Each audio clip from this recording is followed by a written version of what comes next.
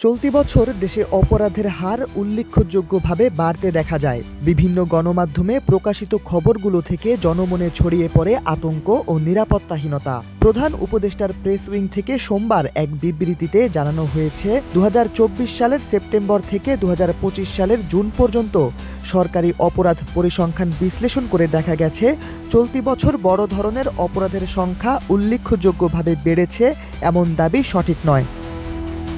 Police সদর দপ্তরের তথ্য অনুযায়ী গত ১০ মাসে বড় ধরনের অপরাধের প্রবণতা স্থিতিশীল রয়েছে। প্রেস উইংয়ের বিবৃতিতে আরও বলা হয়েছে, পরিসংখ্যানে বড় ধরনের অপরাধ দ্রুত বাড়ার কোনো লক্ষণ নেই।